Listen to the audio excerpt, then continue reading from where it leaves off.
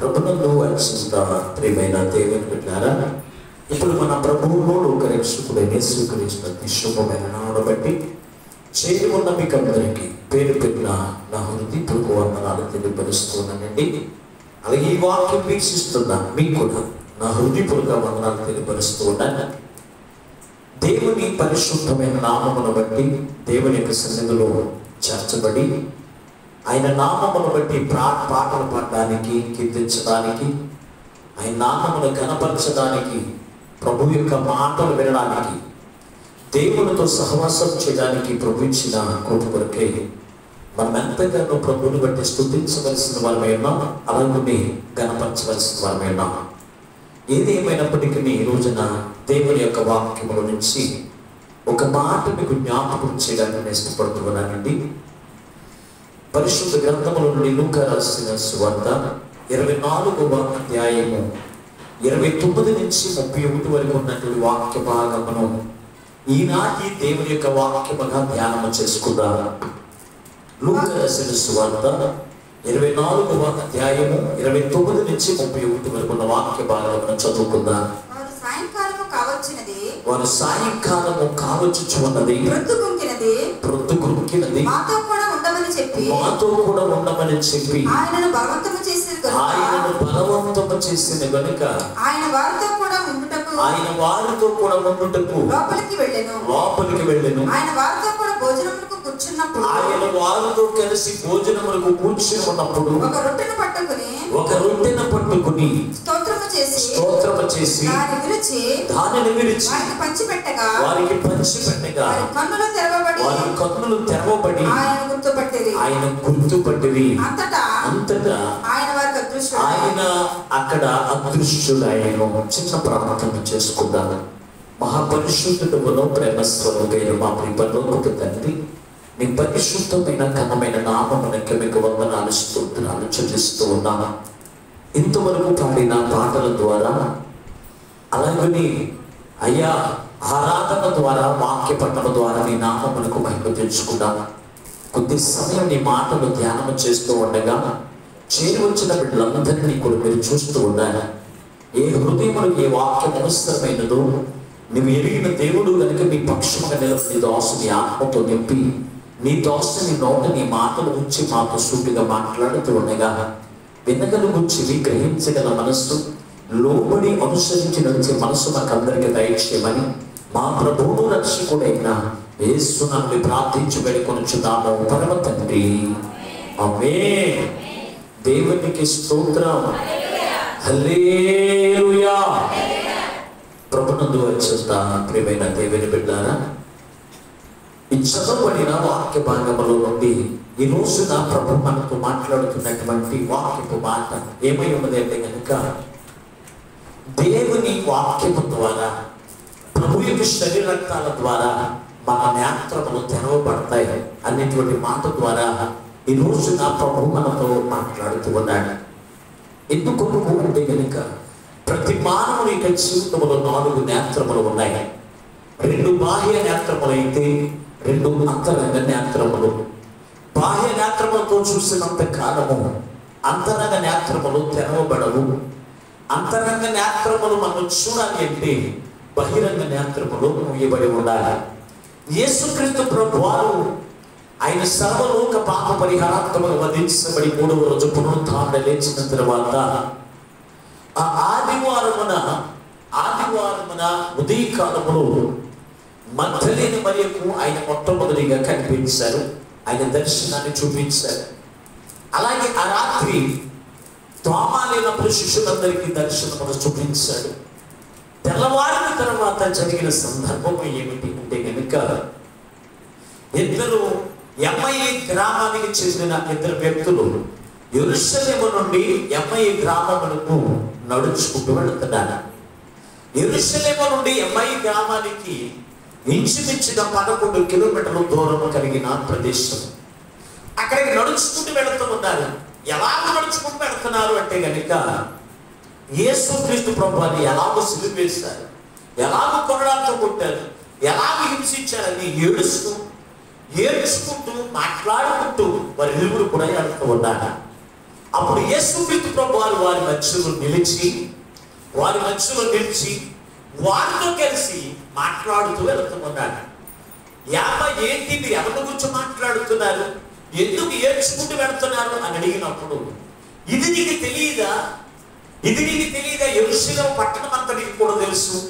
యేసుక్రీస్తు ప్రభు వారిని ఎలాగో సిలువేశారు, ఎలాగో కొండంతా కొట్టారు, అందరికీ తెలుసు, నీకు తెలియకుండా ఎలా ఉంది అని చెబుతూ ఉన్నప్పుడు ఆయన లేఖనముల ద్వారా వారితో మాట్లాడుతూ ఉన్నప్పుడు, అయ్యా ఇదిగో మా యొక్క యెరూషలేము యొక్క పట్టణంలో కొందరు స్త్రీలు ఆయన సమాధి దగ్గరికి వెళ్ళిన దినాన్ని వెతికారు, కానీ ఆయన దొరకలేదు.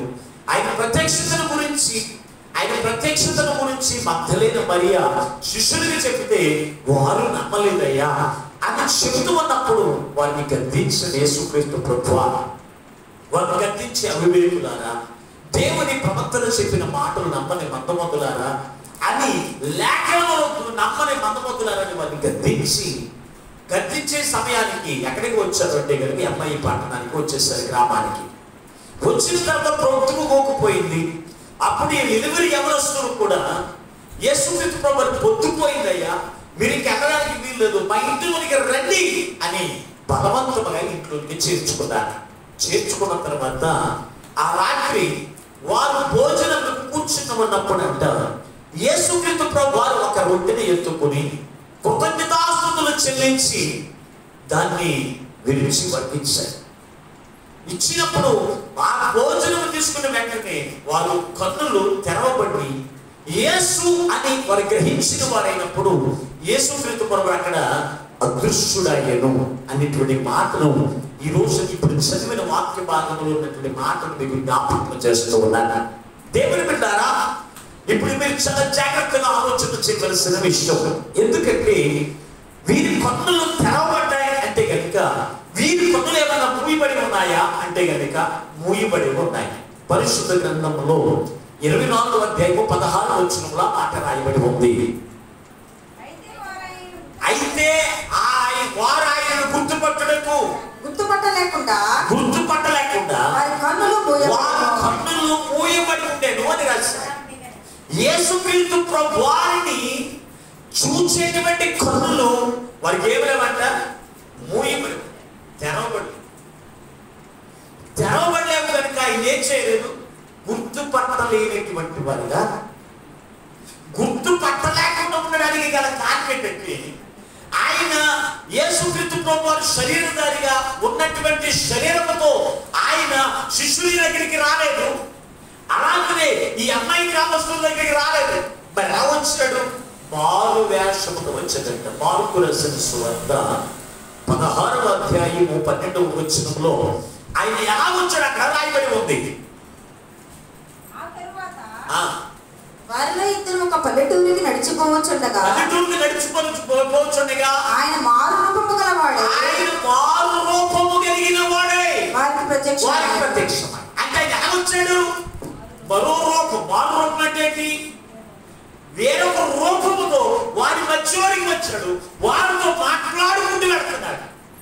దేని గురించి మాట్లాడుతున్నాడంటే లేఖనముల గురించి మాట్లాడుకుంటూ వెళ్తున్నాడు. కానీ యేసుక్రీస్తు ప్రభు వారిని వారు గుర్తుపట్టలేదు. దేవుని బిడ్డ, నిజమే, మనము కూడా వేరొక వ్యాసం వేసుకున్న వారిని చాలా మంది గుర్తుపట్టలేదు. మరి ఎలా గుర్తుపడతారు?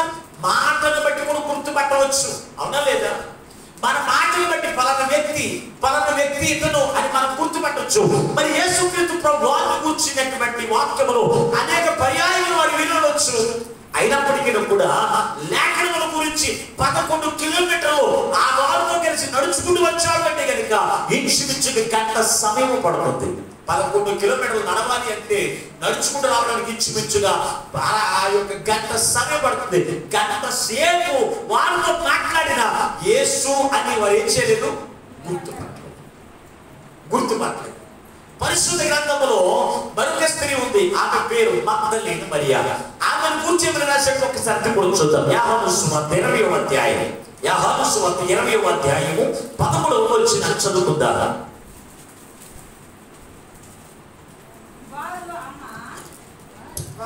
వారు అమ్మా ఎందుకు ఏడ్చుచున్నావని ఆమె అడగగా ఆమె నా ప్రభువుని ఎవరో ఎత్తుకుని పోయేది, ఆయన ఎక్కడ ఉంచారో నాకు తెలియలేదని చెప్పాను. ఆమె ఈ మాట చెప్పి వెనుక తట్టు తిరిగి యేసు నిలిచియుండుట చూచెను కానీ ఆయన యేసు అని గుర్తుపట్టలేదు.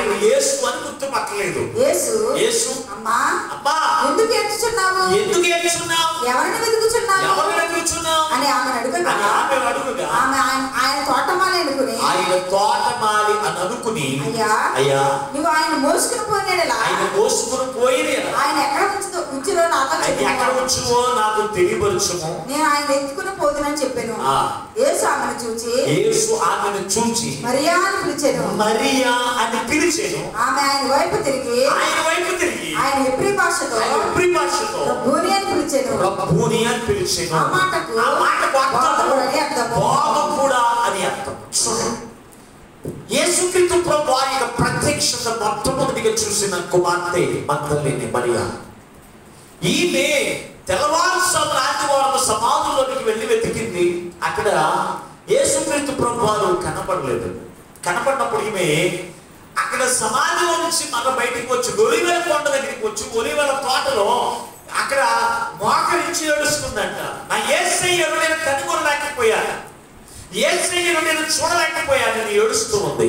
ఏడుస్తూ ఉన్నప్పుడు యేసుక్రీస్తు ప్రభువు ఆమె దగ్గరికి మారు వేషముతోనే వచ్చాయి. అక్కడికి మరో రూపంతో వచ్చి ఆయనకు ప్రత్యక్షమై ఆమెను ఎందుకు ఏడుస్తున్నావు, ఎవరి గురించి ఏడుస్తున్నావమ్మా అని అడిగితే ఆ మంది నా యేసుని ఎవరో ఎత్తుకుని పోయారు. ఒకవేళ నువ్వు ఎత్తుకుని పోయి ఉంటే కనుక ఎక్కడికి పెట్టావో చెప్తే నేను ఆయన తెచ్చుకుంటాను అని అడిగినప్పుడు ఆయన ఏమన్నాడు తెలుసా మరియా అన్నమాట. మరియా అని పిలిచినప్పుడు ఈమె యేసు అని ఆ మాటను గుర్తుపట్టేసి రెండు మాటలు మాట్లాడాడు. ఆయన గంటల తరబడి మాట్లాడదు, రెండు మాటలు మాట్లాడాడు. ఒకటి, నువ్వు ఎందుకు ఏడుస్తున్నావు అని అడిగాడు. రెండవ మాట ఏంటి, మరియా అని పిలవగానే ఈమెమంది ఆయన వెంటనే గుర్తుపట్టి ఎంతగా ముందు చూసింది. ఈయన తోటమాలనుకుంది, చూసినా కానీ తోటమాలనుకుంది, కానీ యేసుని గుర్తుపట్టలేదు. తర్వాత ఆయన మరియా అని ఎప్పుడైతే పిలిచాడో ఏమంటుందో తెలుసా, రబ్బూని అంటుంది. రబ్బూని అనే మాటకు అర్థము బాధకుడా అని అర్థం. అంటే ఈయన ఎవరనుకుంది, బాధకుడు. ఈయనెవరు, యేసుక్రీస్తు ప్రభువుని ఆమె గ్రహించింది అంటే కనుక ఆయన రూపమును బట్టి గ్రహించలేదు. ఆయన రూపమును బట్టి గ్రహించలేదు, కానీ ఆయన మాటను బట్టి గ్రహించింది. ఆయన మాటను బట్టి ఆమె ఏం చేసింది, గ్రహించింది. ఈ రోజున మనము కూడా గంటల తరబడి దేవుని యొక్క వాక్యములు వింటూనే ఉంటాం, కానీ మన కన్నులు తెరవబడవు. గంటల తరబడి వింటాము, కానీ ఇది దేవుని యొక్క స్వరము అనేటువంటి గ్రహింపు ఈ రోజున చాలా మందికి ఉండదు. దేవుని యొక్క వాక్యము ద్వారా నేను మాట్లాడుతూ ఉన్నప్పుడు, దేవుని యొక్క వాక్యము ద్వారా నీ హృదయాన్ని మండిస్తూ ఉన్నప్పుడు ఇది దేవుని యొక్క స్వరము అనేటువంటి గ్రహింపు ఉండదు. ఆ యొక్క ఎంఐ గ్రామానికి చెందిన వాళ్ళతో యేసుక్రీస్తు ప్రభువు మాట్లాడుతూ ఉంటేనంట, వాళ్ళు హృదయంలో మండిపోయాక ఆయన మనతో మాట్లాడినప్పుడు మన హృదయంలో మండలేదా అంటున్నారు. అంటే ఇది దేవుని యొక్క స్వరం అని వారు ఏం చేయలేదు, గ్రహించలేదు. కదా కారణం ఏమిటి, ఈమెకు యేసయ్యను చూడాలి, యేసయ్యను కనుగొనాలి అంటే ఇప్పుడు ఆశ ఆమెకి కలిగి ఉంది. దేవుని పిల్లరా, ఈ రోజున దేవునికి సన్నిధికి వస్తున్న మేము ఎవరి గురించి వస్తున్నాం? ఈ మరియా ఏదో పొందుకుందాము దేవుని దగ్గరికి వెళ్ళి అని అనుకోలేదు. యేసయ్యను నేను పొందుకోవాలి, యేసయ్యను నా ఇంటిలోకి తెచ్చుకోవాలి. ఆయన్ని కనుగొని ఆయన ఇంటిలోకి తీసుకొచ్చుకుంటే నా కుటుంబం దీవెనకరంగా ఉంటుంది, నా కుటుంబం ఆశీర్వాదకరంగా ఉంటుంది అని ఆమె ఎరిగింది కనుక, ఆమె ఆశ కలిగి ఉంది కనుక ఆ యేసును ఆమె పొందుకోలేనప్పుడు ఏడుస్తుంది. ఈ రోజు నేను ఆదివారం మందిరానికి నేడు వాక్యం అయిపోయింది, యేసయ్య నన్ను పొందుకోలేకపోయినటువంటి ఏడుపు కొట్టి జీవితం ఎవరికైనా ఉంటుందా? యేసయ్య నేను కనుగొనలేదు, ఆఖరి వెళ్ళాను నేను మందిరానికి, అప్పుడు యేసయ్య నాకు దొరకలేదు అని బాధపడినటువంటి వారు ఎవరైనా ఉంటున్నారా? ఉండట్లేదు. అసలు నేను ఎక్కడికి వెళ్ళాలి, యేసయ్య గురించి మనం పరుగు పరుగుతున్న దేవునికి సన్నిధికి వెళ్ళాలి అనేటువంటి మనస్సు కూడా ఈ రోజున ఉండకపోవడం చాలా అనిపించాలి. దేవుని బిడ్డ, ఈమె యేసయ్యను కనుగొనడానికి వెళ్ళింది. ఆయన మాట మరియా అని పిలవగానే ఏమంటుంది? రబ్బూని, బోధకుడా అంటుంది. దేవుని బిడ్డ వెంటనే గుర్తుపట్టేసింది. దేవుని బిడ్డారా, దేని బట్టి? ఆమెతో గంటల తరబడి మాట్లాడేది, కానీ ఒక రెండే రెండు మాటలు మాట్లాడినప్పుడు ఇది దేవుని యొక్క స్వరమే, ఇది దేవుని యొక్క స్వరమే, యేసు బోధకుడా అని ఏమంటుంది తెలుసా? యేసయ్యతో వెంటనే ఈ పాదాలు పడబోయినప్పుడు అన్నాడైనా, నేను ఇంకా పరలోకమునికి ఆయుధపడలేదు, మీరేం చేయవద్దు, ఏం చేయొద్దు, నా పాదాల మీద చూడండి.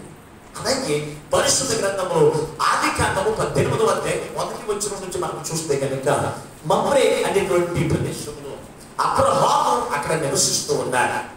అక్కడ సిద్ధుల వృక్షం కింద కూర్చుని అబ్రహాము కూర్చుని ఉన్నప్పుడు ఒక మనుషుడు వచ్చాడంట. చదువు ఒకసారి.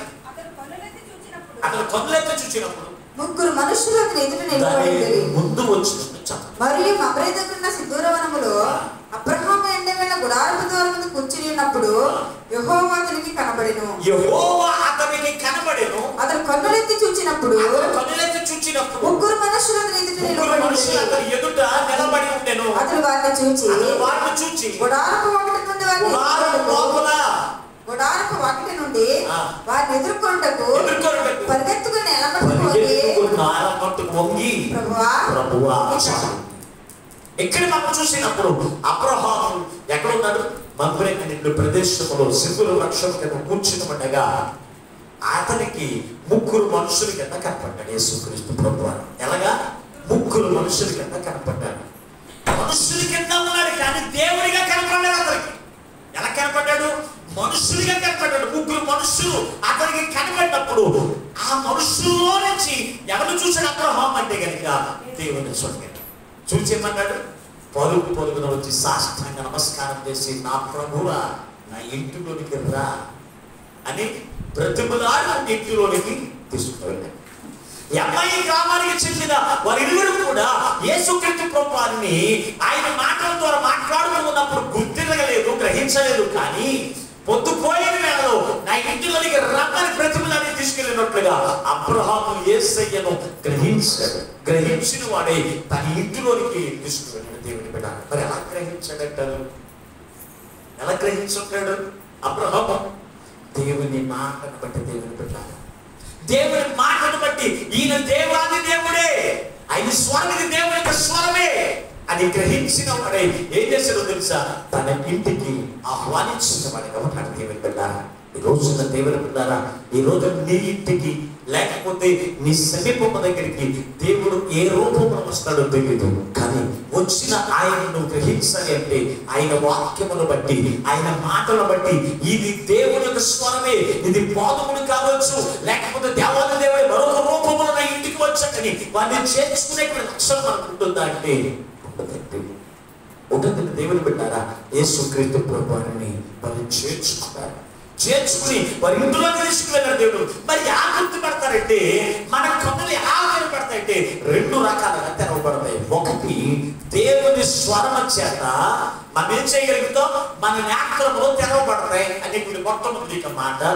రెండో మాట, ఆయన బలారాధన ద్వారా, ఆయన ఇచ్చే బలారాధన ద్వారా మన నేత్రములు తెరవబడతాయని చెప్పాను. దేవుని బిడ్డారా, అయితే దేవుని బిడ్డారా, మన నేత్రములు తెరవబడడానికి దేవుని యొక్క వాక్యము సరిపోతుందా? ఒక్కసారి పరిశుద్ధ గ్రంథములో సంఖ్యాకాండము 24వ అధ్యాయం 4 వచ్చిన చదవండి. 24వ అధ్యాయం 4 వచ్చిన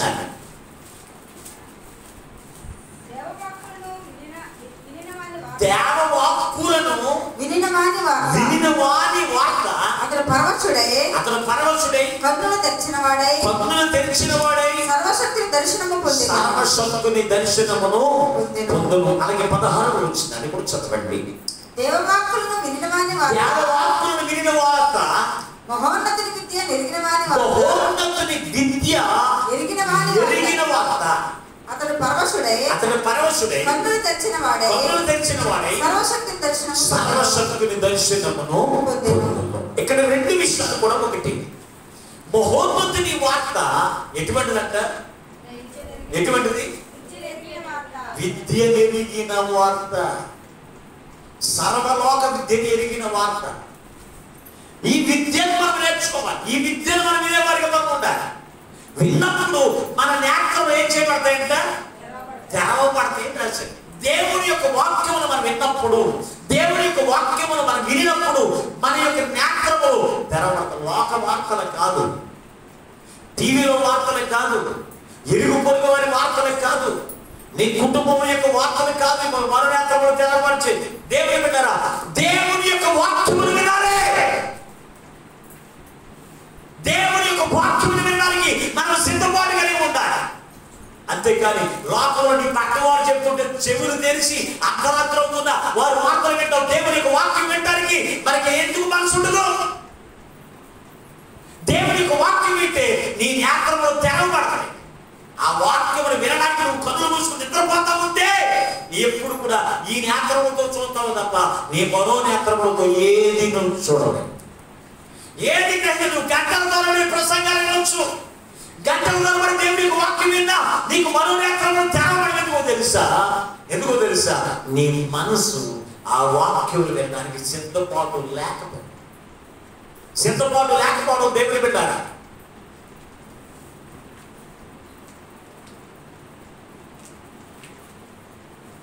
ప్రభునందు వచ్చిన ప్రియమైన దేవుని పెట్టాలి. చాలా జాగ్రత్తగా వినండి. ఒక ప్రసంగాన్ని చేయడానికి ఇంచుమించుగా 4 గంటలకు దేవుడి దగ్గర మోకరించి ప్రార్థన చేసుకుని ఆ ప్రార్థన పూర్వక ప్రసంగం తీసుకున్నప్పుడు మీకు తెలియదు. ఆ మాటలు వినడానికి 1 గంట సేపు మాటలు వినడానికి అశ్రద్ధ ఏంటండి?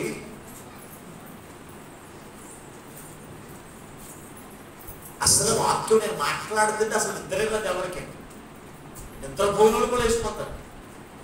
అంటే మనకు అసలు ఇంట్రెస్ట్ లేకపోతే మనం ఏం చేయలేదు. అంతేనా? దేవుడి మీద చాలా జాగ్రత్త అండి.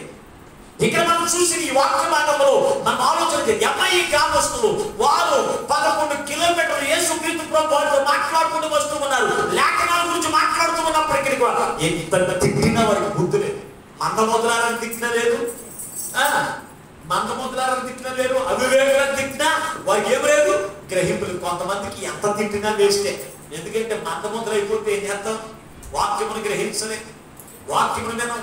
దేవుని బిడ్డలారా, ఇక్కడ మనం చూసినప్పుడు ఈ వాక్య భాగంలో మనం చూసినప్పుడు ఇక్కడ మన నేత్రమై ఆ తెరబడక మహోన్నతుడైన సర్వశక్తుడు దేవుని గూర్చిన వార్త వినిన వారంట ఏం చేస్తారంట? వారి కన్నులు తెరవబడి మహోన్నతుని దర్శనాన్ని పొందుకుంటారంటారా? దేవుని యొక్క దర్శనం ఎవరు పొందుకుంటారు? దేవుని యొక్క వాక్యం వినేవారు మాత్రమే. ఆ వాక్యం వినేటువంటి ఆ జ్ఞానము, ఆ తెలివితేటలు నీకుంటే కనుక దేవుని యొక్క దర్శనాన్ని పొందుకుంటావు, ఆయన యొక్క ప్రత్యక్షతను పొందుకుంటావు. నీ మనోనేత్రములు ఇప్పుడు ఏం చేస్తాయి? తెరవబడి అన్ని కూడా గ్రహించగలుగుతావు. అటువంటి గ్రహింపు లేని వారు ఎవరో ఈ రోజున 1-2 ముగ్గురు మీకు జ్ఞాపకం చేసి నేను వాక్యాన్ని ముగిస్తాను.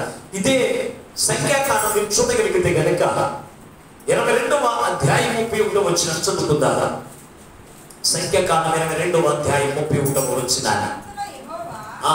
బిలాము కన్నులు తెరిచిన కనుక దూషణ ఖడ్గము చేత పట్టుకుని త్రోవలో నిలిచిన యెహోవా దూతను చూచి తల వంచి సాష్టాంగ నమస్కారం చేసేను. బిలాము యొక్క ప్రవక్త ఒక ప్రవక్త ఉన్నాడు. ఇతడు ఇశ్రాయేలు ప్రజలకు ప్రవక్తగా ఉండి దేవుని యొక్క ప్రజలను ఆశీర్వదించడానికి, దేవుని యొక్క ప్రజలను దీవించడానికి దేవుని చెట్టు ఎన్నిక చేయబడిన, దేవుని చెట్టు ఏర్పరచబడిన ప్రవక్త ఎవరంటే బిలాము ప్రవక్త. ఆ ప్రాంతంలోనికి ఇశ్రాయేలు ప్రజలందరూ కూడా ఆ ప్రదేశంలోనికి వస్తున్నారని బాలాకు రాజు వచ్చి ఏమన్నాడు తెలుసా? బిలాము ప్రవక్త దగ్గర వచ్చి, అయ్యా నువ్వు ఎవరిని దీవిస్తే వారు దీవించబడతారంట, ఎవరిని శపిస్తే శపించబడతారంట. ఇశ్రాయేలు ప్రజలు మా దేశం మీదకి వస్తే కనుక మా దేశం అంతా కూడా తుడుపు కొట్టుకుని పోతుంది కనుక, తినడానికి ఆహారం ఉండదు కనుక వారు మా దేశంలోనికి రాకముందే వారందరూ కూడా శపించబడిపోవాలి కనుక వచ్చి శపించు, వచ్చి శపిస్తే ఎంతమంది హానిస్తాం, ఇంత వెంటేస్తామని చెప్పాడు. చెప్పినప్పుడు దేవుడి పాదాల దగ్గరికి నేను అడుగుతాను, నీళ్ళు అడిగినప్పుడు దేవుడు అన్నాడు, ఇశ్రాయేలు ప్రజలు అనగా దేవుని ప్రజలు, వారిని ఆశీర్వదించాలి కానీ వారిని శపించడానికి వీల్లేదయ్యా అని దేవుడు చెప్పాడు. ఆ మాట విన్నానితడు మరల వచ్చి వారితో చెప్పాడు సేవకుడికి, వారిని నేను ఆశీర్వదించాలి కానీ శపించకూడదని చెప్పాడు. రెండోసారి అదే మాట అయిపోయింది. మూడోసారి వెళ్ళాడు. మూడోసారి వెళ్ళినప్పటికీ కూడా దేవుడు అన్నాడు, వెళితే కానీ నీ నోట్లో నేను ఏది పెడితే మాట్లాడుతామన్నాడు. వెళ్ళిపోతున్నాడు. ఎక్కడికి? దేవుని ప్రజలను శపించడానికి వెళ్ళిపోతున్నాడు. వెళ్ళిపోతా ఉంటే దేవుని యొక్క దూత ఏం చేసింది, ఒక ఖడ్గం పట్టుకుని దారిలో నిలబడింది. నిలబడి ఉంటే ఈ నిలబడిన దేవుని యొక్క దూతను ఎవరు చూశారు? గాడిద చూసింది. గాడిద చూసి గాడిద ఆగిపోయింది. ఆగిపోతే ఏం చేస్తారో తెలుసా? ఎందుకు నడపలేదు? మనం వెళ్ళి వాడిని చంపితే బోర్డు బంగారం అవుతుంది, వెండి అవుతుంది, ఎందుకు వెళ్తారు? కొట్టేస్తున్నాడంట. కొట్టేస్తూ ఉంటాడు, కదులుతలేదు. అప్పుడు ఇది ఏం చేస్తుంది తెలుసా? గాడిద ఆ పక్కన దారి చూసుకుని ఆగిలేదు. మళ్ళా ముందుకు వెళ్ళింది కొంత దూరం వెళ్ళిన తర్వాత మళ్ళా సభహానికి ఒక కత్తి తీసుకుని ఎదురు నిలబడి ఉంది. నిలబడి ఉన్నప్పుడు మళ్ళా గాడిద ఆగిపోయింది. ఆగిపోయినప్పుడు ఎందుకు రాస్తాడు కానీ కొడుతున్నాడు. మళ్ళా ఏదో సొంత చేసుకుని పక్క నుంచి మళ్ళీ ఎదురుకి వెళ్ళింది. మూడోసారి అక్కడ దేవుని యొక్క దూత ఎదురుకుండా కట్టుకోబట్టుకుని నిలబడి ఉంది. ఈ పక్క నుంచి అంత కూడా ఖాళీ లేదు, ఈ పక్క నుంచి కూడా ఖాళీ వెళ్ళని ప్రదేశంలో దేవుని కట్టుకోబట్టుకుని ఉంచుందంట. నుంచుకున్నప్పుడు అప్పుడు ఈ గాడిని పట్టుకుని కొట్టేస్తాడండి. ఎవరు? బిలాము ప్రవక్త కొట్టేస్తా ఉంటే ఇది కథలు అంటుంది. అప్పుడు దేవుడు గాడిదకు స్వరమిచ్చినప్పుడు అప్పుడు అంటుంది గాడిద, బిలాము ప్రవక్త అంటుంది, నీకు బుద్ధి లేదు, నీకు కొళ్ళేమైనా పూసిపోయి ఉన్నాయి, ఎవరో దేవుని యొక్క దూత ఉంటే నువ్వు నన్ను కుట్టేంతరం ఎందుకు? ఎందుకంటే సంహారక దూత చంపేయడానికి ఎదురుకుండా నుంచున్నది కనపడతాయిదా అన్నప్పుడంట దేవుడు ఆ యొక్క బిలాము యొక్క కన్నులు తెరిచినప్పుడు వెంటనే సాష్టాంగ నమస్కారం చేసి, అయ్యా అప్పుడంటే అతని కన్నులు తెరవబడ్డాయి. తెరవబడిన తర్వాత గాడిదతో బుద్ధి చెప్పించుకున్న తర్వాత కన్నులు తెరవబడ్డాయి. గాడిదతో బుద్ధి చెప్పించుకున్న తర్వాత కన్నులు తెరవబడిన తర్వాత దేవుని యొక్క దూతను చూచి, అయ్యా అది కాళ్ళు నిలబడ్డాయి. ఇలా ఉపయోగం ఏముంది అంటే ఇప్పుడు వరకు ఇతను కన్నులు ఏమై ఉన్నాయి అంటే పూసిపోయి ఉన్నాయి. దేని మీద మనసు ఉండి ఇతరు కన్నులు అంతరంగ నేత్రములు దేవుని చూడాలి. దేవుని యొక్క సేవకుడి యొక్క నేత్రములు కావచ్చు, దేవుని యొక్క ప్రజల యొక్క నేత్రములన్నీ కూడా ఇదిగో దేవుడు నీ కొరకు సిద్ధపరిచిన వాటి వైపు నువ్వు చూడాలి. ఎక్కడో పక్కన ఉన్న వారు పొందుకున్న వాటిని చూసి, ఎవరో పొందుకున్న వాటిని చూసి ఇదిగో వాటి గురించి నువ్వు పరిగెత్తడానికి వీల్లేదు. దేవుని పెట్టారా ఇతర మనసంతా డబ్బు మీద ఉంది. డబ్బు మీద నీ కన్నులు ఉన్నవాడు దేవుని యొక్క వాక్యం ఎంత విన్నా వారి నేత్రములు తెరవబడ, వారి నేత్రములు ఎంత చెప్పిన వాక్యమును గ్రహించరు. యేసయ్య దర్శనాన్ని పొందుకోలేరు. ఎప్పుడు కూడా డబ్బు డబ్బు డబ్బు అని బిలాము ప్రవక్త అయితే ఎలాగైతే పరిగెడుతున్నాడో డబ్బు గురించి దేవుని యొక్క మాటలు పక్కన పడేసి, దేవుని మాటలు నిర్లక్ష్యం చేసి వదిలేసి ఎలాగైతే ఆ డబ్బులు సంపాదించడానికి, ఆ బిడ్డను సంపాదించడానికి, బంగారం సంపాదించడానికి పరిగెత్తులు వెళ్ళాడు. ఏం పొందుకున్నాడు అంటే కనుక మరణమును సంపాదించుకున్నాడు. గల కారణం ఏంటి? గల కారణం ఏంటంటే అతని కన్నులు మూసుకుపోయిన వాడే ఉన్నాడు. గాడిదతో బుద్ధి తెప్పించుకున్న కన్నులు తెరవబడ్డాయి. ఈ రోజున మనమంతే ఎంతో విశ్వాసంలో ఎదుగుతూ ఉన్నప్పుడు, దేవుని యొక్క సన్నిధిలో ఒక బలమైనటువంటి పనిముట్లుగా మనం ఎదుగుతూ ఉన్నప్పుడు, దేవుని మాటలు విడిచిపెట్టడం తిరుగుతూ ఉన్నప్పుడు ఎందుకు పనికి రాని వారితో కూడా నువ్వు బుద్ధి చెప్పించుకుంటావు. అప్పుడైనా నీ కన్నులు తెరవబడితే మంచిదే, లేకపోతే నువ్వు ఎక్కడికి వెళుతున్నావో నీకు తెలియదు. ఎక్కువ కళ్ళు మూసుకుని రోడ్డు మీద ఎవరైనా నడవగలరా? కళ్ళు మూసుకుని రోడ్డు మీద నడితే ఏం చేస్తారు? ఎదురుకుండా వచ్చిన లారీని కనపడదు. ఎన్ని లారీ కింద పడి ప్రమాదానికి ప్రాణములు కోల్పోతూ ఉంటారు దేవుని బిడ్డలారా. అలాగే ఇదిగో నీ కన్నులు తెరవబడకపోతే ఎదుర్కొన్న ప్రమాదాలు కావచ్చు, ఎదుర్కొన్న శ్రమలు కావచ్చు, ఎదురు ఉన్నటువంటి ఇబ్బందులు కావచ్చు, ఇవన్నీ నీకు కనబడకుండా నువ్వు వెళ్ళిపోతూ ఉంటావు డబ్బులు లేక చూసుకుంటూ. ఆ దాని వెనక సిద్ధపరిచిన శ్రమ శోధను గ్రహించదు, నువ్వు చూడలేవు. అప్పుడు ఏమైపోతావు తెలుసా? ప్రమాదానికి గురైపోతావు దేవుని బిడ్డలారా. అటువంటి శ్రమల పాలు కాకుండా ఉండాలి అంటే, అటువంటి బాధల పాలు కాకుండా ఉండాలి అంటే నీ నేత్రములు ఏం చేయబడాలి? ఎలా తెరబడతాయి? దేవుని యొక్క వాక్యం వినడం వల్ల. మహోన్నతుని యొక్క వాక్యం విని వాడు ఏం చేస్తే వారి నేత్రములు తెరవబడతాయి అన్నాడు దేవుని. ఇది ఒక విద్య. దేవుని యొక్క వాక్యం వినడం అనేది ఒక విద్య దేవుని బిడ్డలారా. ఈ విద్య విద్యను నేర్చుకుంటేనే ఏం చేస్తా తెలుసా, మీ మనోనేత్రము తెరవబడి దేవుడు నీ కొరకు సిద్ధపరిచిన దీవెనలు పొందుకుంటారు. నీ నేత్రములు తెరవబడకుండా, గ్రహించబడకుండా, చూడకుండా చేసేది తెలుసా, డబ్బు. ఈ డబ్బు వైపు నువ్వు చూస్తున్నంత కాలము కూడా యేసయ్య మాట నువ్వు లెక్క చేయవు. యేసయ్య మాట ఇదని గ్రహించు. దేవుని యొక్క సేవకుల నుంచి, బోధకుల నుంచి దేవుడు నీతో మాట్లాడుతూ ఉంటే ఇది దేవుని యొక్క స్వరము అని గ్రహించు. అదేమంది మరి పక్కన మరి ఏమంది, రబ్బూని బోధకుడా అంటే దేవుడు ఎలా కనపడతాడు, ఎలా మనతో మాట్లాడు? దేవుని యొక్క సేవకుల నుంచి ఆయన బోధ ద్వారా మనతో మాట్లాడతాడు. ఆయన బోధ ద్వారా మనతో మాట్లాడితే ఇది దేవుని యొక్క స్వరము అని నువ్వు గ్రహించి ఆ మాట ప్రకారంగా జీవించడానికి, ఆ మాట ప్రకారంగా నువ్వు చేయడానికి నువ్వేం చేయాలి? మనసు కలిగిన వారిగా ఉండాలి. దేవుని బిడ్డారా, అంతేగా నీకు ఇష్టం వచ్చిన రీతిగా నడుచుకోవడానికి వీల్లేదు, నీకు ఇష్టం వచ్చి చూసుకోవడానికి వీల్లేదు. దేవుడు నీతో మాట్లాడతాడు. సర్వశక్తి గల దేవుడు, మహోన్నతుడైన దేవుని స్వరము వినిన వారి నేత్రములు. ఎవరి స్వరం? టీవీ స్వరమా? ఎవరి స్వరం? ఇరుగు పొరుగు వారి స్వరమా? ఇది కాదండి. దేవుని యొక్క స్వరం వింటేనంట నీ నేత్రములు తెరవబడతాయి. లేకపోతే నువ్వు ప్రమాదానికి గురైపోతావు. దేవుని బిడ్డలారా, పరిశుద్ధ గ్రంథంలో మరొక వ్యక్తి ఉన్నాడు. అతని పేరు గెహజీ. రాజుల 2వ గ్రంథం 6వ అధ్యాయం 20వ వచనాన్ని ఒకసారి చదవండి. రాజుల 2వ గ్రంథం 6వ అధ్యాయం 20వ వచనాన్ని. అతను యెహోవా వీడు చూచినట్లు వీడి కళ్ళను తెరవమని ప్రార్థన చేయగా యెహోవా వారి కళ్ళను తెరవచేసిన కనుక వారు తాము శుభ్రుని మధ్య ఉన్నామని తెలుసుకున్నది. చాలు దేవుని బిడ్డలారా, తన ముందులో ఒక మాట 17 వచ్చింది. యెహోవా వీడు చూచినట్లు దయచేసి వీడి కళ్ళను తెరవమని ఎలీషా ప్రార్థన చేయగా యెహోవా. ఇక్కడ మనం చూసినప్పుడు సిరియా రాజు ఇశ్రాయేలు ప్రజల్లో ఒకడు ఉన్నాడు, ప్రవక్త ఎలీషా.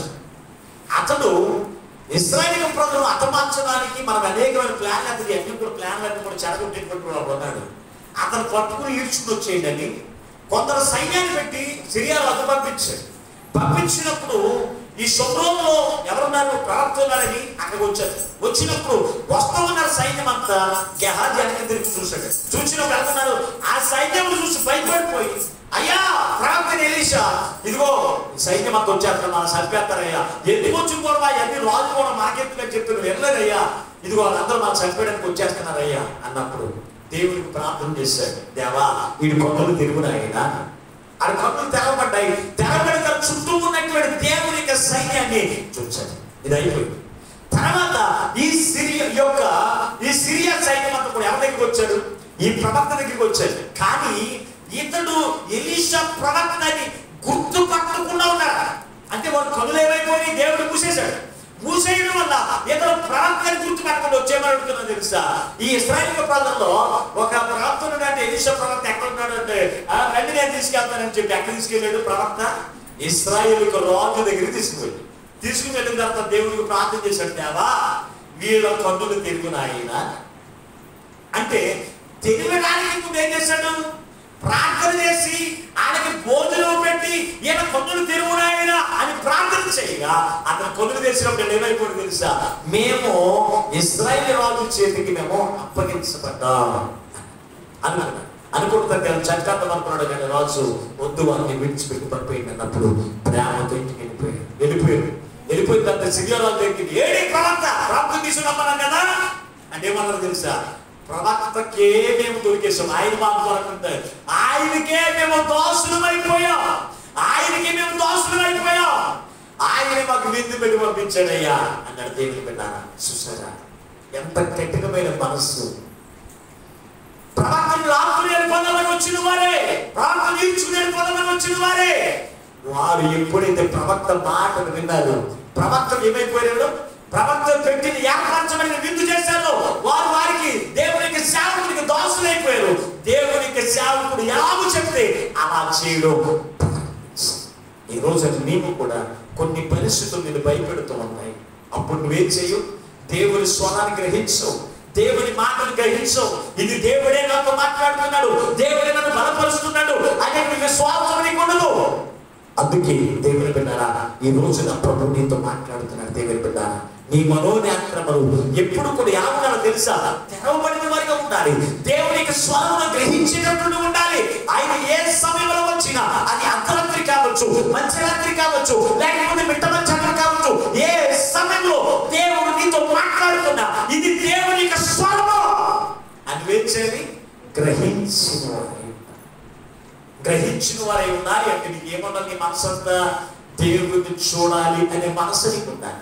అబ్రహాముకి దేవుని చూడాలనే మనసు ఉంది, మగ్దలేన మరియకు దేవుని చూడాలనేటువంటి మనసు ఉంది. కనుక ఆ మనసు ఉన్నటువంటి వారు దేవుడు ఏ సమయంలో మాట్లాడినా ఇది దేవుని యొక్క స్వరము అని దేవుడిని చూస్తారు, దేవుని గ్రహిస్తారు. ఆయన మాటలు కూడా ఏం చేస్తారు?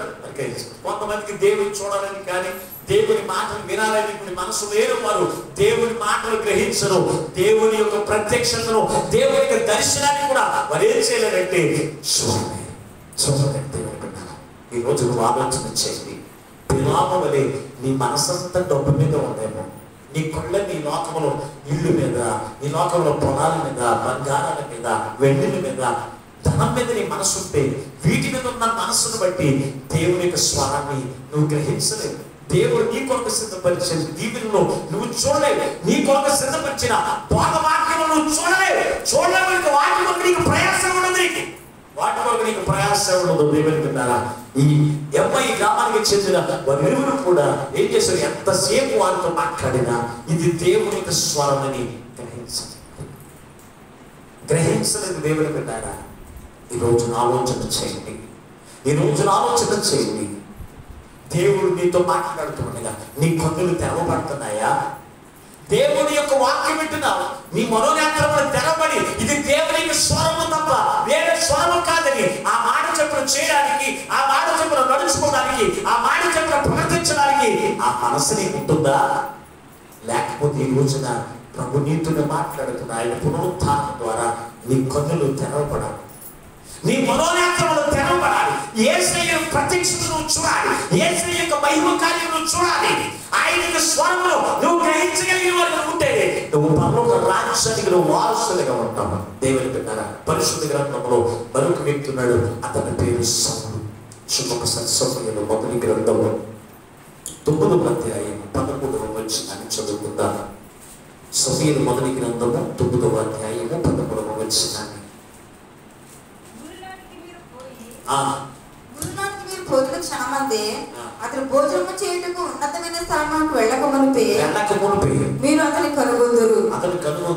అతడు రాకమునుపు జనులు భోజనము చేయరు. అతడు బలిని ఆశీర్వదించిన తరువాత పిలువబడిన వారు భోజనము చేయుదురు. మీరు ఎక్కుపండి అతని చూచుటకు ఆయన చూచుటకు ఇదే సమయం అని చెప్పిరి. 19వ వచనంలో పెట్టండి. సమూయేలు సౌలుతో నేనే దీర్ఘదర్శి ఉన్నతమైన స్థలమునకు నాకు ముందు వెళ్ళుడి. నేడు మీరు నాతో కూడా భోజనము చేయవలెను. రేపు నీ మనసులో ఉన్నదంతయు నీకు తెలియజేసి నిన్ను వెళ్ళనిచ్చెదను. 3 దినముల తరువాత తప్పిపోయిన నీ ఆత్మను గూర్చి విచారపడకము. అవి దొరికినవి ఇశ్రాయేలు అభిషేకము ఎవరి మీద ఉన్నది? నీ యందు నీ తండ్రి ఇంటి వారి యందు ఉన్నదా అనేను. ఇక్కడ మనం చూసినప్పుడు సౌలు కనపడుతూ ఉన్నాడు. సౌలు అతని దగ్గర ఉన్న పని వారు ఏం చేస్తారంటే ఆ వాళ్ళు పాపముకున్న గాడిదలను 3 రోజుల నుంచి ఎత్తుకున్నారు. ఎన్ని రోజుల నుంచి 3 రోజుల నుంచి గాడులను వెతుక్కుంటూ ఉంటే ఎక్కడ గాడులు దొరకలేదు. పాపంలో ఉన్న గాడులు దొరకనప్పుడు అక్కడ ఒక వ్యక్తి దగ్గర, అయ్యా మా గాడులు పోని అవి ఎలా దొరుకుతాయ్యా అని అడిగినప్పుడు అక్కడ ఉన్నట్టు ఒక వ్యక్తి అన్నాడు, అయ్యా ముందు గ్రామానికి వెళ్తే అక్కడ దీర్ఘదర్శి అనే సమూయేలు ఒక ప్రవక్త ఉంటాడు. అతని దగ్గరికి వెళ్తే పాపట్టుకున్న గాడులు కూడా దొరికేస్తాయి. వెళ్ళు అన్న. మొత్తం మీద ఆ గ్రామానికి వచ్చిన తర్వాత అక్కడికి వెళ్ళి అడుగుతున్నాడు, ఎక్కడున్నాడు దీర్ఘదర్శి అని అడిగినప్పుడు అక్కడున్న వ్యక్తి అంటాడు, అయ్యా ఇప్పుడు ఆయన ఆయన భోజనము చేయడానికి, ఆయన భోజనము పెట్టడానికి ఒక స్థలానికి వస్తారు, పలానా ప్రదేశానికి వస్తారు. అక్కడికి వెళ్ళండి. ఆయన భోజనము పెట్టక ముందు మీరు వెళ్ళిపోండి. ఎందుకంటే అక్కడ ఒక బలిని వధించి, బలి అర్పించి, దాన్ని ఆశీర్వదించి పిలవబడిన వారికి ఇస్తారు. ఆయన పిలవబడిన వారికి ఇస్తారు కనుక ఆ విందు చేయకముందే నువ్వు అక్కడికి వెళ్ళిపోవాలి. అప్పుడు తప్పనిసరిగా అతను నీకు దొరుకుతాడు అన్నప్పుడు ఇతను మొత్తం మీద సౌలు అక్కడికి వెళ్ళాడు. వెళ్ళినప్పుడు సమూయేలు దీర్ఘదర్శి దగ్గరికి వెళ్ళి, అయ్యా దీర్ఘదర్శి అయిన సమూయేలు ఎక్కడున్నాడు అని అడిగినప్పుడు, నేనయ్యా ఏంటి నీ గొడవ అంటే ఇతను చెబుతూ ఉన్నాడు. ఏమన్నా తెలుసా, నేను గాడిదలు 3 రోజుల నుంచి వెతుకుతున్నాను అయ్యా, ఎక్కడో దొరకలేదు. ఆ గాడిదలు ఎక్కడున్నాయో నీ దగ్గరికి వస్తే నువ్వు చెబుతావంట, ఆ మాట ఏదో చెప్పు అనేటప్పటికి ఏమన్నంటే తెలుసా, ఆ గాడిదలు నీకు తెలియవలసానంటే నీవు నాతో కలిసి భోజనం చేయి. నీవు నాతో కలిసి భోజనం చేస్తే నువ్వు 3 రోజుల నుంచి పోగొట్టుకున్న గాడిదలు అవి దొరికేసినాయి. అంటే చూడండి, 3 రోజుల నుంచి అసలు చూడని ప్రదేశం లేదు, వెతకని ప్రదేశం లేదు. కానీ సమూయేలు ప్రార్థన ఎప్పుడైతే దేవుని యొక్క విందులు సిద్ధపరచాడు, యేసుక్రీస్తు ప్రభువారు ఆయన శరీరధారిగా రాకముందు ఎలా విందు ఉండేది అంటే కనుక పస్కా విందు. ఒక గొర్రె పిల్లను వధించి దాన్ని ఏం చేసేవారు తెలుసా, అది దాన్ని ఆశీర్వదించి ఆ పస్కా విందు ద్వారా ప్రతి నెల కూడా ఏం జరిగేది తెలుసా, విందు జరిగేది, విందు భోజనం జరిగేది. ఆ విందు సమయానికి సమూయేలు ప్రార్థన వచ్చినప్పుడంట దేవుని గూర్చినటువంటి మాటలన్నీ సౌలుకి తెలియబరిచి ఆ విందులో కూర్చోబెట్టాడు. ఎవరు? సమూయేలు. మరి ఇంతకుముందు ఆ విందులో పాల్పొంపులు పొందేటువంటి యోగ్యత ఎవరికి లేదో తెలుసా, సౌలుకి లేదు. కానీ సమూయేలు ప్రవక్త ఎప్పుడైతే క్రీస్తును కూర్చుని బోధ చేస్తున్నాడో, దేవుని యొక్క బోధ అతనికి చేస్తున్నాడో, చేసిన వెంటనే ఇతను మనోనేత్రాలు తెరవబడిన తర్వాత ఏమన్నాడు తెలుసా, నీ గాడిదలు నీకు దొరికేసినాయి అయ్యా. ఇప్పటి వరకు గాడిదల మీద మనసు ఉంది. ఎప్పటి వరకు? అతని మనోనేత్రములు తెరవబడక మునుపు, భోజనము చేయక ముందు, ఇతని మనోనేత్రములు తెరవబడక ముందు అంత కూడా గాడిదలు అన్నాడు. పోగొట్టుకున్న గాడిదలు నుంచిన దేవుడు మళ్ళీ ఏం చేశాడు తెలుసా, నీవు ఇప్పుడు రాజుని నిన్ను అభిషేకిస్తున్నాను అంటే ఒక రాజ్యాన్ని కూడా దేవుడు. ఈ రోజున నీవు ఎక్కడో ఏదో పోగొట్టుకుని ఉండొచ్చు. అది ఆరోగ్యమని కావచ్చు, అది ఆశీర్వాదమని కావచ్చు, ఉద్యోగమని కావచ్చు, మరి ఇంకా ఏదైనా నువ్వు పోగొట్టుకుని నువ్వు దేవునికి సేవకుడిని నడిపించబడిన నీవు దేవుని యొక్క విందు పొందుకుంటే నువ్వు పోగొట్టుకున్న దానితో సహా దేని ఇస్తున్నాడు తెలుసా, పరలోక రాజ్యాన్ని కూడా ఆయన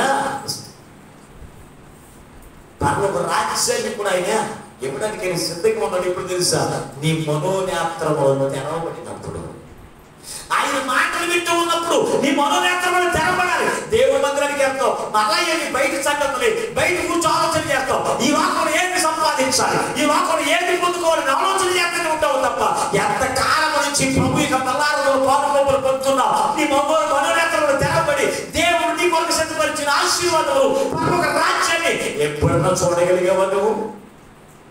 ఎందుకంటే నీ మనస్సు అంతా ఎక్కడ ఉంటుంది? డబ్బు.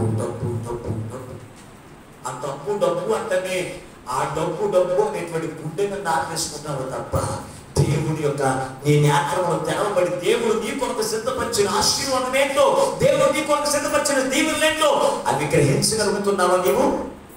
అందుకే ఈ రోజున ప్రభు మనందరితో మాట్లాడుతున్నాడు. దేవుని బిడ్డారా, ఈ రోజున ప్రభు మనందరితో మాట్లాడుతున్నాడు. ఈ విందు ద్వారా అతను ఏం చెప్పాడు తెలుసా, నీవు నాతో కలిసి విందులో పాల్గొంటున్నావు, నాతో కలిసి భోజనం చేయి, తర్వాత నీ గురించి ఆలోచన చేద్దాం అన్నాడు సమూయేలు. వినడం లేదా? ఈ రోజున మనమైతే ఏం చేద్దాం, ఇంటికి వెళ్ళి నా భర్తతో ఆలోచించాలి, నా భార్యతో ఆలోచించాలి, నా బంధువులతో ఆలోచించాలి, నా పిల్లలతో ఆలోచించాలి, అప్పుడు ఒక విందులో పాలు పొంపులు పొందేటువంటి యోగ్యత నాకు వద్దయ్యా అంటాం. మనమైతే అంటాం. దానికి కూడా మోడతారు కొంతమందికి. దేనికి? బాప్తిజం తీసుకోవడానికి. ఎప్పుడు తీసుకుంటారు? ఏస్ట్రగో లేకపోతే జనవరి దృష్టి తీసుకుంటానండి అంటే దానికి ముహూర్తం పెట్టుకుంటావు నువ్వు. ఎప్పుడైతే నీ పాపమును గురించి దేవుడిని నొప్పింపు చేస్తున్నాడో, దేవుని యొక్క వాక్యం ద్వారా ఆ క్షణమే వేచేయాలి రక్షించు. నపుంసకుల అధిపతి దారంట వస్తున్నాడు.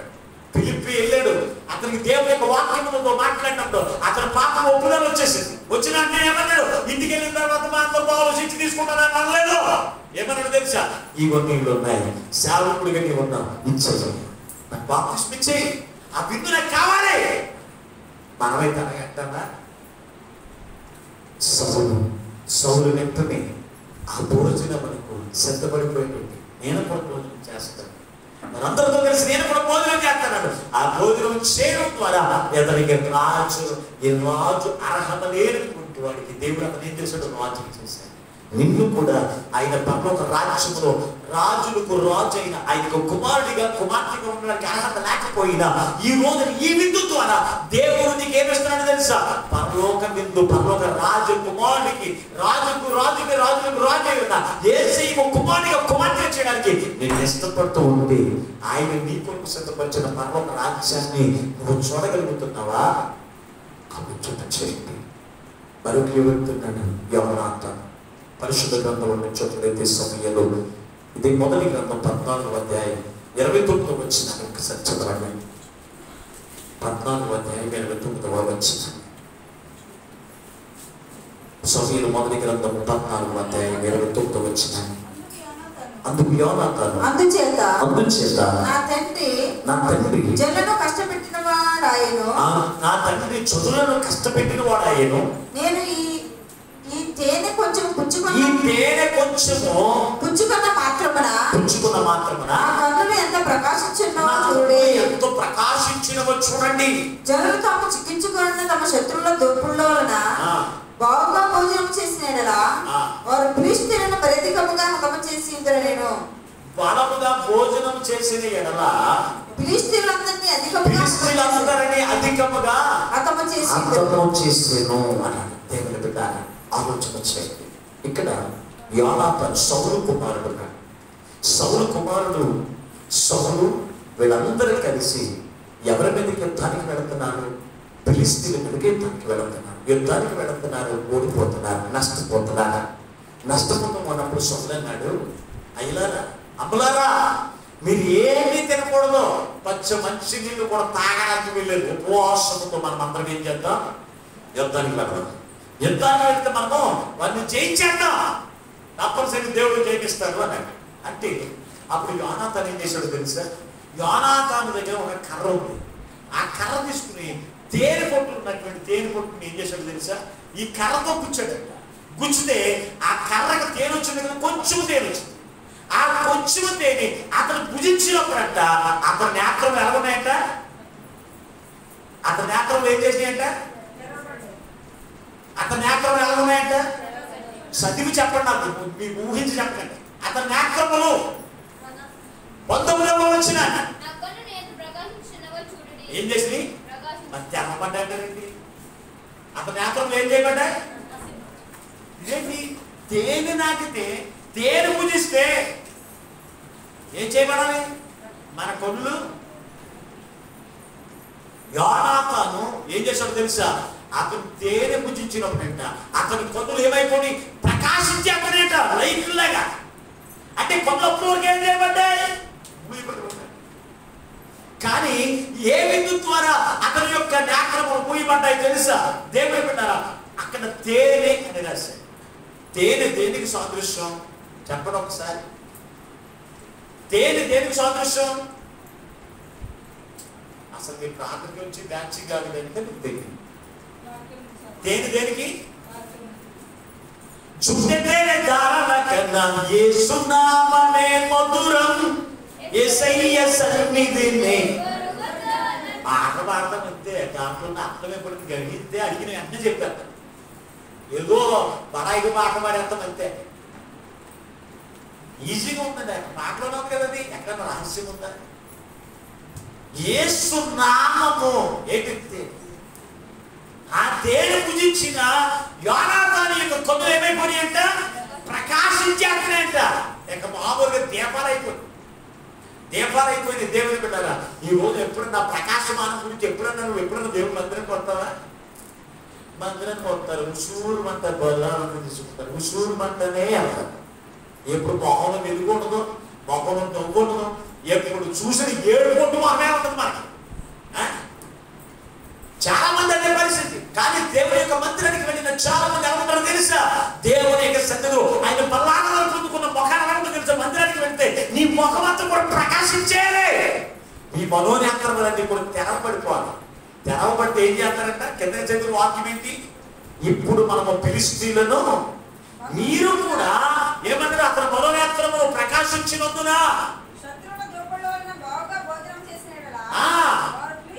మీరు కూడా బాగుగా భోజనం చేసిన ఎడల ఫిలిష్తీయులను మరి అధికముగా మనం ఏం చేస్తాం? హతము చేస్తామన్నాడు దేవుని బిడ్డారా. ఇది చూడండి, మన శత్రువులు మనం హతమార్చాలి అంటే ఈ ఆరాధన చాలా ప్రాముఖ్యమైనది. లేకపోతే నువ్వు దాన్ని జయించదు. సాతాన్ని నిన్ను జయిస్తుంది. సాతాన్ని నిన్ను ఓడింపచేస్తాను దేవుని బిడ్డారా. కిందకి ఒక్కసారి మీరు చదవగలిగితే ఒకసారి 44 వచ్చిన ఒకసారి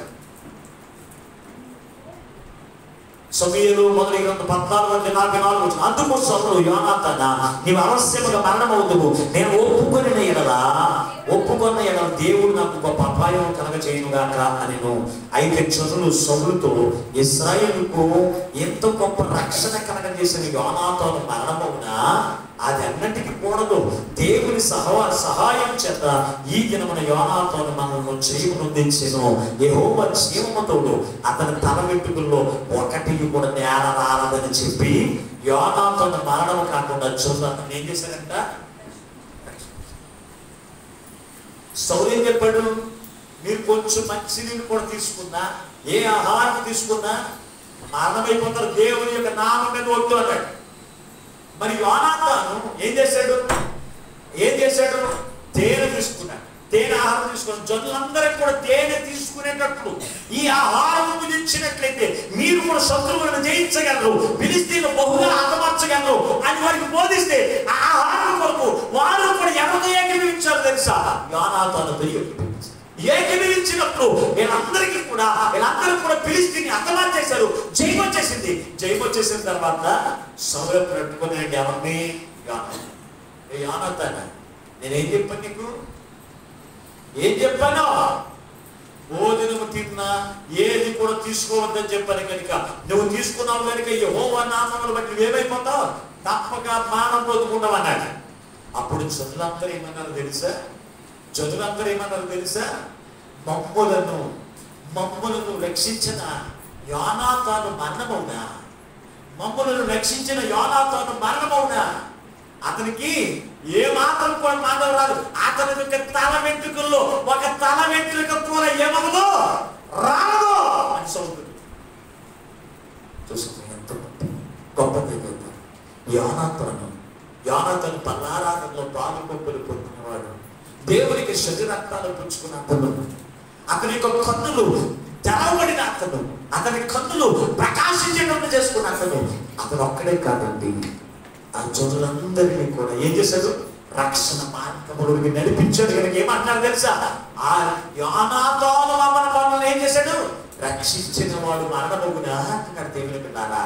రక్షించిన వాడు మరణమగునా అతని యొక్క తల వెంట్రుక ఏది కూడా ఒక్కడికి రాదు అన్నాడు దేవుని బిడ్డ. నీ మనోనేత్రములు తెరవబడితే నీ తల వెంట్రుకలు ఒక్కటి కూడా. ఏ తల వెంట్రుకలు? పాస్టర్ గారు మీరు అలాగంటే మీరు చుట్టూ పోయింది కదా అని అనుకోకండి. ఈ వెంట్రుకల గురించి మాట్లాడట్లేదు దేవుని బిడ్డారా. ఏది నీకు హాని కలగదు. శత్రువులు నేనేమీ కూడా చేయలేరు. శత్రువులు ఎంత బలవంతులైన ఫిలిష్తీయులు అంటే ఎంత బలవంతులు తెలుసా? ఒక్కొక్కరు రాక్షస జాతి వల్ల ఉండేటువంటి వారు కలుసుకుంటే ఎవరైనా హతమార్చేటువంటి శక్తి కలిగిన వారు ఎవరో తెలుసా? అటువంటి వారిని కూడా జయించే శక్తి దేవుడు ఎవరికి ఇచ్చాడో తెలుసా? మనం తీసుకుంటున్న ఈ బలారాధన అంటే చాలా ప్రాముఖ్యమైనది. ఈ బలారాధన అంటే అది మనకి చాలా శక్తినిచ్చేది. ఈ బలారాధన అంటే మన మనోనేత్రములు తెరవలు తెరిచేది. ఈ బలారాధన అంటే తెలుసా? మన యొక్క ఇదిగు దేవుడు మన కొరకు సిద్ధపరిచిన దేవులన్నీ కూడా చూసేటువంటి ఆ జ్ఞానం ఇచ్చేది దేవుడు బిడ్డ. అందుకే ఈ యొక్క మనోనేత్రం తెరవబడినటువంటి మోషే ఐగుప్తు దండము కట్టి దేవుడితో సహవాసము, దేవుడు నా కొరకు సిద్ధపరిచిన వాక్యం అనుభవించిన గొప్ప వాక్యం అని ఎంచుకుని ఏం చేస్తాడో తెలుసా? దేవుని వెంబడించిన జీవితం జీవించాలి. ఈ రోజు నీ జీవితం అనబోతే 80 గ్రామస్తులు వారితో చురుచుగా గంట సేపు యేసుక్రీస్తు ప్రభువు వారు మాట్లాడిన ఇది ఇది దేవుని స్వరం అని గ్రహించలేదు, దేవుని స్వరం అని గ్రహించలేదు, ఇది యేసుక్రీస్తు ప్రభువుని గ్రహించలేదు. కానీ మరి అలా కాదండి, యేసుని చూడాలి అని ఆశ కలిగిన కుమార్తె ఆయన స్వరం వినగానే దేవుని యొక్క వాక్యము చెబుతున్నట్లుగా, దేవుని యొక్క వాక్యము చెబుతున్నట్లుగా ఆయన మహోన్నతుని మాట వినిన వెంటనే ఆమె మనోనేత్రములు తెరవబడ్డాయి. తెరబడి ఇది దేవుని యొక్క స్వరమే, బోధకుడి యొక్క స్వరమే, మా బోధకుడు దేవుడై ఉన్నాడు, ఆయన నాకు బోధించేవాడు అని ఈయన బోధకుడైన రబ్బూని అని యేసుని గ్రహించగలిగింది. అలాగే అబ్రహాము ఇదిగో దేవుడే ఆ మనుషుల రూపంలో అక్కడికి వచ్చి మాట్లాడుతున్నప్పుడు ఇది దేవుడు తప్ప ఇంకెవరికన్నా ప్రభువే అని చెప్పి ఏం చేశాడు, తన ఇంటికి తీసుకుని వెళ్ళి చేర్చుకుని బలవంతం చేసి తీసుకుని వెళ్ళి వాళ్ళకి విధి చేసిన విధానంలో మనం చూడగలుగుతున్నాం. దేవుని పిల్లల ఆలోచన కలిగి ఉండండి. యోనాతాను ప్రభు యొక్క విందు చేస్తే మా మనోనేత్రములు తెరబడతాయి. దేవుడు మాకు మమ్మల్ని చేయించి విడుదలేస్తాడు, శత్రువులను మేము చేయించే శక్తిని దేవుడు ఇస్తాడు ఈ విందు కొరకే అని ఆ విందు చేశాడు. ఎంతమంది బెదిరించిన ప్రాణం తీస్తారని సౌలు హెచ్చరిక చేసిన, ఏది చేసినా హెచ్చరికలకి కానీ భయాలకి కానీ ఆ దేనికి ఇప్పుడు బెదిరిపులకి కానీ బెదురుక ఏం చేస్తాడు తెలుసా, ఆ విందు చేస్తాడు. ఆ విందు ద్వారా గొప్ప చేయి జీవితంలో ఇశ్రాయేలు ప్రజలు కూడా ఆ విందులో పాల్గొని పొందేటువంటి ఆ మనస్తత్వం కలిగిన వాడిగా, ఆ విందులో చేర్చేటువంటి మనస్తత్వం కలిగిన వాడిగా చేర్చాడు. వారందరూ కూడా శత్రువులను చేయించే శక్తివంతులుగా వారు తీర్చబడ్డారు. ఈరోజు ఆలోచన చేయండి. సౌలు ఎందుకు పనికిరాని గాడిదలు వెతుక్కుంటూ తిరుగులాడుతున్నటువంటి వ్యక్తి సమూయేలు ప్రవక్త దగ్గరికి నడిపించబడ్డాడు. దేవుని కూర్చున్నటువంటి వార్తలు విన్నాడు. దేవుని యొక్క వార్త విన్న అతని మనోనేత్రములు తెరబడ్డాయి. రాజ్యములకు వారసులయ్యాడు.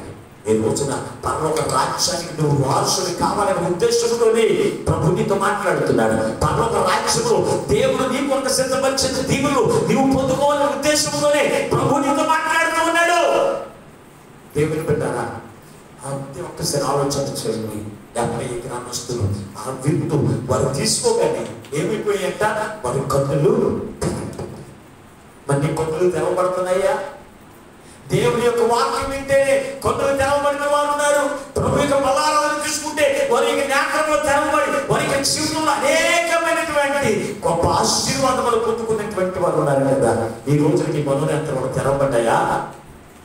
ఎంతో కాలం నుంచి దేవుని యొక్క వాక్యం వింటున్నా, దేవుని యొక్క దర్శనాన్ని ఆ వాక్యం ద్వారా దేవుడు నిన్ను దర్శిస్తూ ఉంటే ఆయన దర్శనాన్ని కూడా లెక్క చేయట్లేదేమో, ఆయన హెచ్చరిక చేస్తూ ఉంటే ఆయన వాక్యాన్ని కూడా పక్కన పెట్టి నువ్వు తిరుగుతున్నావేమో. ఆయన యొక్క విందు తీసుకుని అమ్మా అయ్యా నీ కొరకు నేను విందు సిద్ధపరచాను, విందు చేయని దేవుడు నీ కొరకు సిద్ధపరిస్తే ఆ విందు దగ్గరికి కూడా రాని పరిస్థితి నువ్వు కలిగి ఉన్నావేమో. ఈ రోజున ప్రభు నీతో మాట్లాడుతున్నాడు. ఆలోచన కలిగి ఉండండి. ఎంతవరకు విందు అంటే దేవుని యొక్క వాక్యం అంటే నిర్లక్ష్యంగా ఉన్నావేమో, పట్టించుకోకుండా నువ్వు జీవిస్తున్నావేమో. అందుకే ఈ రోజున ప్రభు నీతో మాట్లాడుతూ ఉండగా ఆయన పునరుద్ధారణై లేచిన తర్వాత ఆయన మరొక మాట ద్వారా ఈ రోజున ప్రభు నీతో మాట్లాడుతున్నాడు. ఆయన వాక్యము ద్వారా ఆయన విందు ద్వారా మన నేత్రములు తెరవబడతాయి. దేవుడు మన కొరకు సిద్ధపరిచిన ఆశీర్వాదములు, మన కొరకు సిద్ధపరిచిన కాపుదల, మన కొరకు సిద్ధపరిచిన పరలోక రహస్యాన్ని, మన కొరకు సిద్ధపరిచిన శత్రువులు జయించే శక్తిని దేవుడు మనకి ఇవ్వడానికి ఇష్టపడుతూ ఉండగా ఆ ఆశీర్వాదములు ఎంతవరకు నిర్లక్ష్యం చేసుకుని జీవిస్తే ఈ రోజు మనకున్నయ్యా ఆ దీవుల కావాలయ్యా. అయ్యా ఈ రోజు నీ వాక్యము ద్వారా నా మనోనేత్రములు తెరిచావు, నీకు స్తోత్రములు. నీ విందు ద్వారా మనోనేత్రములు తెరిచి నీవు మా కొరకు సిద్ధపరిచిన అయ్యా దీవుని ఆశీర్వాదం నుంచి రాజ్యములకు వారసుగా చేసే కృప మాకు దయచేయాలి. ఎందరైతే అడుగుతారో అటు వారందరికీ అటువంటి కృప వాక్యమును అనుగ్రహింపచేసి ఆయనే మహిమ పొందనుగాక. ఆమేన్. ప్రార్థన చేసుకుందాం. తలల వంచండి, మోకరించండి, ప్రార్థన చేసుకుందాం.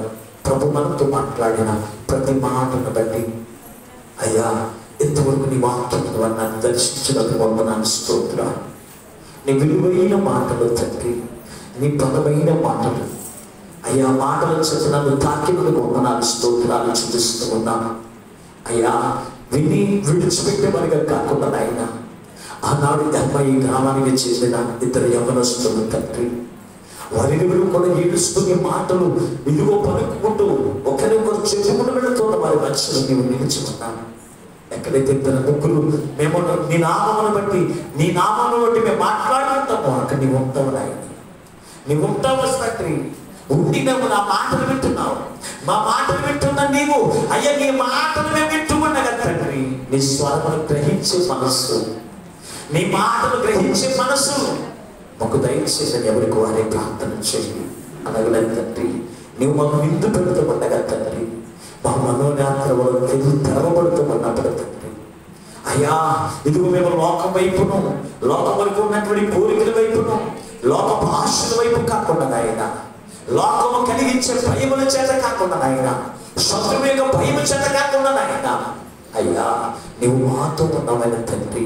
అయ్యా మేము గుర్తిరిగి అయ్యా ఇదిగో నీ సన్నిధిలో నీ మాటలు వింటూ మా మనోనేత్రములు తెరవబడి నీవు మా కొరకు సిద్ధపరిచిన కాపుదల, నీవు మా కొరకు సిద్ధపరిచిన గొప్ప విందును మేము పొందుకున్నా. విందు ద్వారా పరలోక రాజ్యపు పొందుకునే కృపనయ్యా మాకందరికి దయచేయమని మీకు అనే ప్రార్థన చేయండి. ప్రార్థన చేసుకుందాం.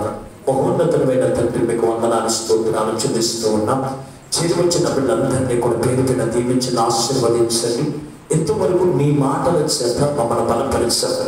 నీ మాటలు విలువైనవి, బలమైనవి. నీ మాటలు విని విడిచిపెట్టేవారుగా కాకుండా నీ మాట విని ఆ మాట ప్రకారమే మేము జీవించి నీ దీవెనకు నీ ప్రభుత్వ రాజ్యానికి వారసులుగా ఉండే కృపనయ్యా మాకందరికీ దయచేయమని మా ప్రభువులో ఒక రక్షకుడైన యేసు నామములో ప్రార్థించి వేడుకొనుచున్నాము పరమ తండ్రి. ఆమేన్. దేవుడు మిమ్మల్ని అందరినీ దీవించును గాక. ఆమేన్. మీకు అందరికీ వందనాలండి.